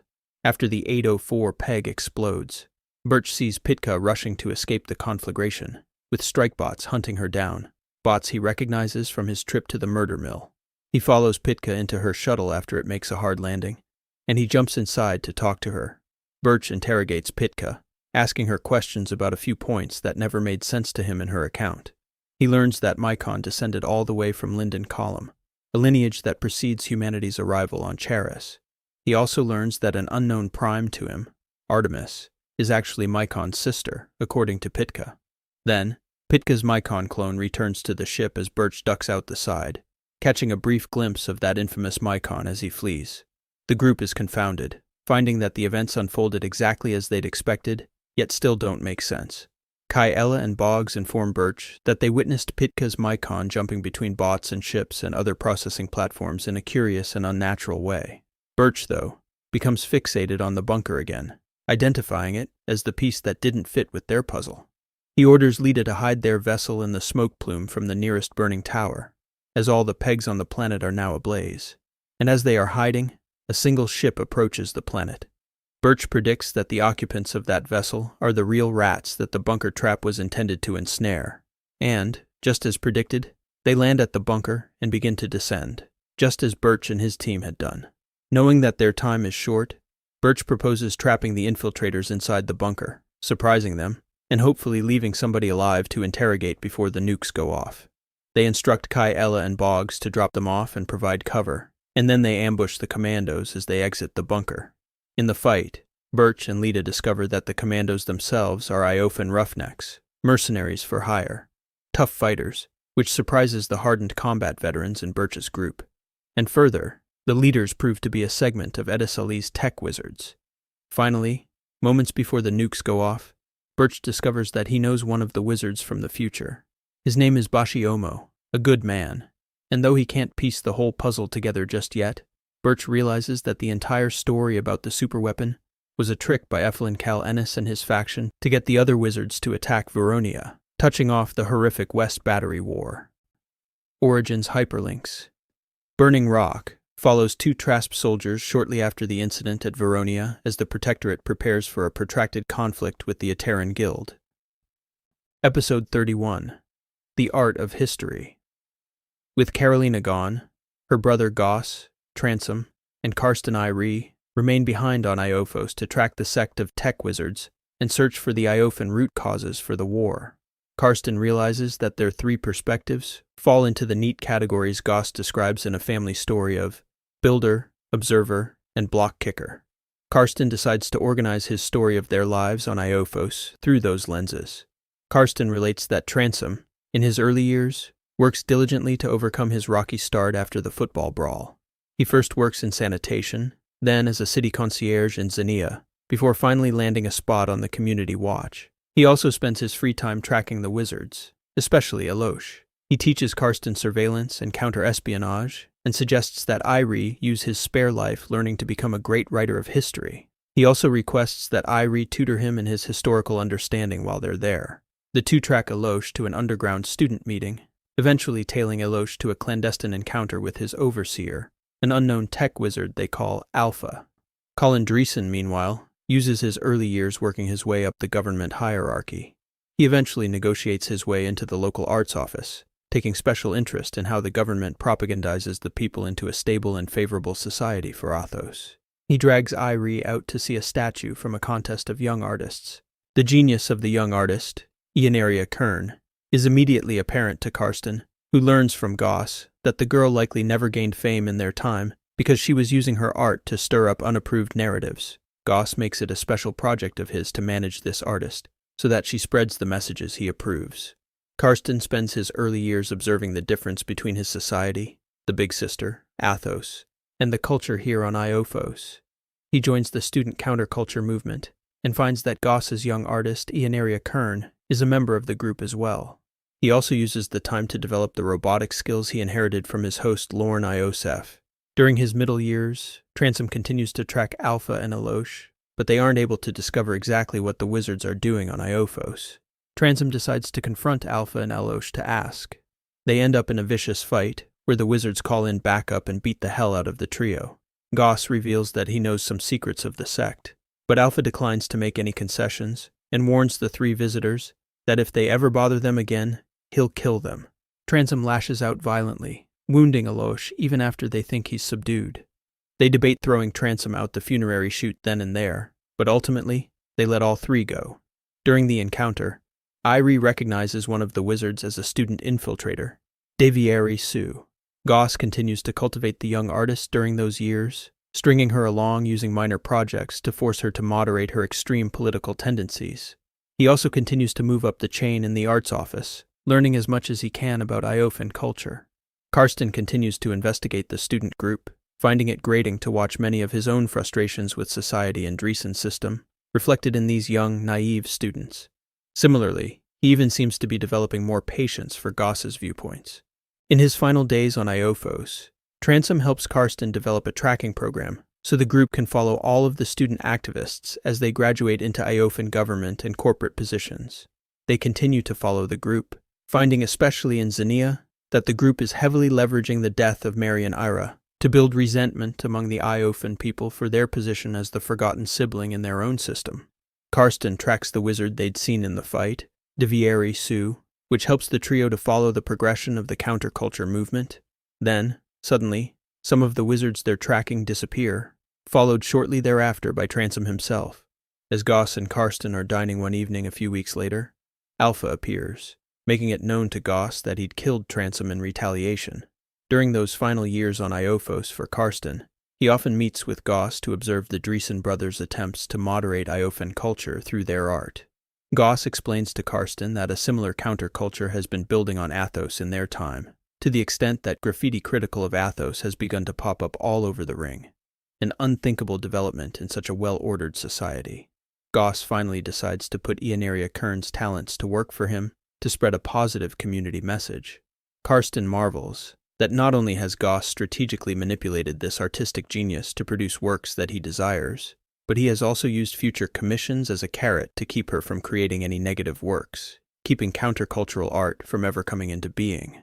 Goss is using his Iophan life both to learn about Iophos, but also to test how art can be manipulated to moderate dissenting cultures, all of it for the benefit of Athos. Karsten observes Ioneria as she takes up her major commission, a statue on the Catherineburg Mall of two famous Athosian musicians on their visit to Iophos, emphasizing the friendship between their two ring worlds. She crafts a magnificent sculpture that both he and Goss believe is a grand triumph. But before Colin Dreesen can even begin to celebrate, they find that under everyone's nose, Ioneria Kern has used some of the marble from the main project to sculpt a likeness of Lee Ira in front of her sister's memorial in Reader's Circle. It is exactly the kind of artistic rebellion Goss had been working to squelch. The forbidden statue proves so powerful an image, striking that deep, resentful Iophan nerve, that people gather around it spontaneously. Karsten warns Goss that removing the statue would cause a revolt. Though he initially appears defeated, Goss manipulates the crowd's reaction to the crisis to mediate the city's anger, slowly allowing the narrative of the statue's message to be absorbed into their culture, playing both the heel and master manipulator at the same time, allowing the citizens their cathartic release. Karsten, with 30 or so good years left in Lorne Iosef's life, decides to leave Iophos and explore the battery systems as they were before the outbreak of the war. Origins, hyperlinks. The Poacher recounts the mysterious disappearance of Athosian birds, exploring the many ways birds and bots are an integral part of the culture on both of Dreesen's system's vast ring worlds. Playing the Sondom follows a young Athosian musician and her goal to become the first major musician in Dreesen's system to come from a space cylinder as opposed to the rings. Episode 32, Death of the Word. Carolina returns from Iophos shaken. It's such a short trip into the artifact that the crew aren't expecting anyone back so soon. Drya and Kristoff are closest and pick her up, with Drya offering Carolina a much-needed drink, empathizing over their shared experience of a brief traumatic trip inside the artifacts. Shortly after her return to the Yankee chaos, a mysterious ship appears late in the night. When the ping comes in, Carolina is shocked to recognize the voice of the Merkist, who asks to speak to Dr. Wren, stating that she has a debt to repay him. After a brief conversation, Wren and Carolina decide that it's a request they cannot refuse such a dangerous person. He informs Dr. Wren that she will soon be getting a new patient to treat. When he comes aboard, the Merkist is carrying a tiny woman everyone mistakes for a child at first glance. The Merkist informs Wren that she's actually just a very small woman, reporting a fracture to her upper arm that hasn't been treated for over a week, leaving the girl, Xian, at severe risk of sepsis. Wren is skeptical she'll be able to save Xian's arm, but promises to do her best. The Merkist is reticent to share any details about the girl's origins or how she was injured. Similarly, Carolina and the crew are wary of what the Merkist's motivations might be for seeking them out instead of a clinic in the outer lettered systems. Though there are no outward signs of distrust or aggression, neither party is comfortable trusting the other fully. Wren stabilizes Xian and surgically repairs the arm. However, she tells Carolina and the Merkist that she won't be comfortable releasing the girl from her care until she's more certain that Xian's arm won't worsen. The Merkist seems content to wait for Xian to heal before leaving. Carolina takes the chance to speak with the Merkist, who seems to defy every preconceived idea the crew had of him, proving to be a thoughtful, albeit ruthless man with a clear code of ethics. Carolina thanks him for saving her life and informing him of the Iophan plot against her. He refuses to accept, replying that Wren is repaying the debt and that he saved her life more out of mutual self-interest than for Carolina's sake. They maintain an uneasy truce. Xian finally regains consciousness, expressing relief that she still has an arm, but she's severely weakened and in pain. Wren is cautiously optimistic about saving her arm, but still prepares Xian for a long, painful recovery. Suddenly, in the midst of the visit, Transom returns from the artifact. He immediately boards the Yankee chaos upon learning of the dangerous visitor, taking up his duty, watching over Carolina again. At first, the sight of Sebastian makes Carolina uneasy in light of their final encounter on Iophos, but Transom is able to put her at ease, assuring Carolina that he had to murder her to save her life. When Transom bumps into Xian, he forgoes all pretense and asks her directly why she's so damn tiny. For her part, Xian replies in a sour tone that she's small because both her parents are small. Transom clearly enjoys that the tiny girl is able to handle his teasing, and even hit him back with some sarcasm of her own. As the two are talking, Kristoff's old bot George, which Carolina had pulled out of storage to watch their guests, begins to glitch, uttering the nonsense phrase, "ACOP." The lights on the Yankee Chaos also begin to flicker around the same time. Xian tells Transom the old bot is broken. The Merkist doesn't interfere, but is carefully observing how Transom interacts with the girl. The two killers silently agree on a mutual peace. The equilibrium is disrupted once again when Karsten returns from the artifact. He climbs onto the ship via the tether rope, anxious to see Carolina again after a lifetime on Iophos in Lorne Iosef's body. On the way to the flight deck, he passes through the atrium and catches a glimpse of Xian in the medical bay. Unable to contain his excitement, he rushes toward the young woman, and before he can share why he finds the girl so remarkable, the Merkist picks up Karsten by the neck, threatening to snap it for approaching Xian so aggressively. Transom and the Merkist engage in a brief standoff before Karsten manages to explain that he recognizes the girl's diminutive size because he knows about her people, the Frinzen. The Merkist releases Karsten, and Carolina brings him up front and attempts to explain the dynamics of their current situation to him. As the Merkist is seated alone at the atrium table, Rishi approaches him. He understands that she is different from the others, but mistakes her for a high-end bot or an AI. Rishi tells him that she is smarter and deadlier than any strike bot ever created, and will kill him if he ever harms one of her people. In the exchange, the Merkist warns Rishi that the universe has a way of humbling everyone, and, as if to agree with the point, the lights and the old bot George glitch at nearly the same moment, highlighting the fact that Rishi isn't so smart that she's been able to fix even those two simple glitches.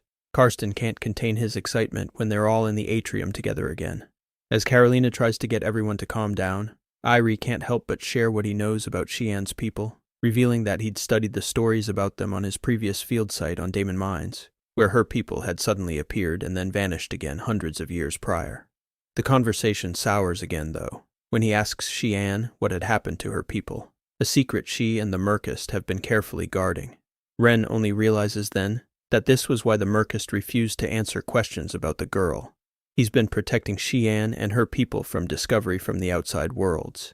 Carolina manages to broker a deal between the Merkist and Transom. The Merkist agrees to reveal how he'd tracked the Yankee Chaos so easily in exchange for Karsten's knowledge of the Frinzen. In the meantime, Xian's arm is improving fast enough that Ren believes she will be able to travel with the Merkist soon. So Karsten sits down with Xian and shares his research with her, and after another 2 days of rehab, the odd pair are finally ready to leave. Before he departs, the Merkist reveals how he had been tracking the Yankee Chaos, with a vector tracing transponder that he'd had an assistant place on the ship all the way back at Ash Vidal on the day when Carolina was shot. He explains that it was just a matter of luck that he'd been able to catch a trace from their transponder when he was looking for some way to treat Xian without taking her to a hospital. He declares that all debts are now square, and Ren bids her young patient farewell. With their guests on their way, Carolina is able to hold the first meeting to debrief the members of the Iophan travelers. They sit on Verona's ship, the Cannon, where Carolina's brother Goss had been recording his memories of Iophos, patiently waiting for the Merkist to depart. During the meeting, Goss emphasizes 3 important points they learned while on Iophos. The first is that Edis Ali's sect of tech wizards were there on Iophos, and that there was a clear rift within the sect, some of whom still remain faithful to their original mission, protecting humanity from species-threatening tech. However, some wizards like Elosh and Alpha clearly had ulterior motives. The second major development is that those wizards were playing a role in the growing subversive movement within the Iophan culture, especially the government. The third major discovery was that the rogue wizards also had a close relationship with the Iophan roughnecks on Iophos. But Colin, Karsten, and Transom were never able to discover exactly how that relationship factored into the wedge the wizards were trying to drive between the Athosian and Iophan peoples. Colin Dreesen concludes by telling the others that it is time for him to get back to Athos and tell their father what he and Carolina have learned. That evening, before departing, Kristoff takes one final crack at repairing his glitching old bot, George. He thinks he's fixed him after George's verbal tick stops. However, later that night, hours before Goss is scheduled to depart for Athos on the Cannon, old George starts glitching again. With everyone fast asleep except Rishi, George clunks his way into the engine annex and begins to fiddle with the engines. Rishi rushes back to keep him from damaging any critical systems on the ship. As soon as she enters the engine annex, though, Rishi is enveloped by a massive electrical discharge from the engines, shocking her lifeless. George takes advantage of her helpless state to deactivate her processor and replace it with the processing core of Mycon Prime, which Rishi had hidden in a compartment within her body's forearm.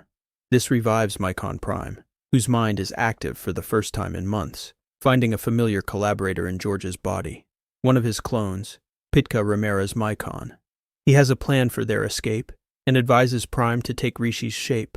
The two Mycons simulate a gas leak aboard the cannon, forcing Goss, Drya, and Kristoff to rush onto the Yankee Chaos.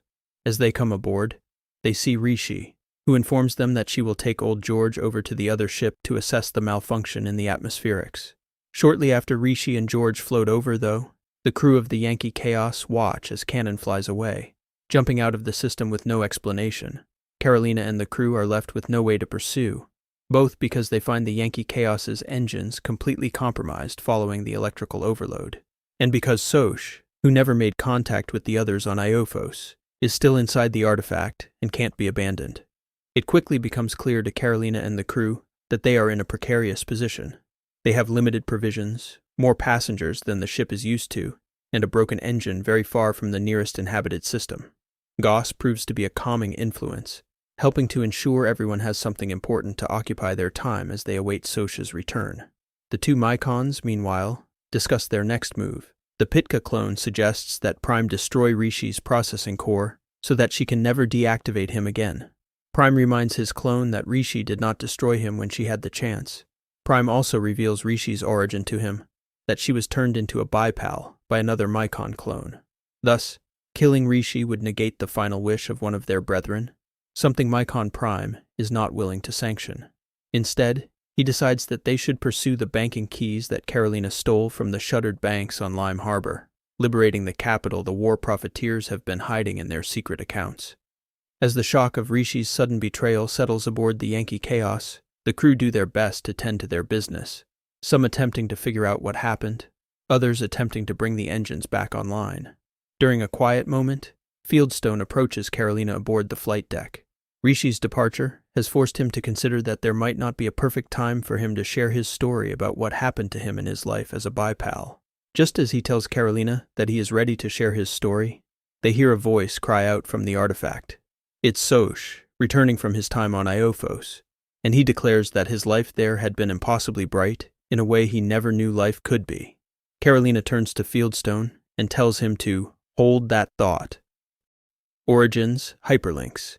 In reciprocity, the Merkist returns on a hunt for his most elusive target, and to finally fulfill the contract, he'll need help from a most unlikely new friend. The Prospectors chronicles the breakdown of the failed colony on Damon Mines, a history Charris I came to know well. Thanks for listening, everyone. That's the recap. Now that you're caught up on Season 2, you should be ready for Season 3, which is already underway. You can catch the first episode, Life Comes Fast, right now in the card here. And, as always, stay tuned for new stories on the channel. Until then, thank you for listening. This has been P.E. Rowe and Robot Rowe, and we'll see you next time.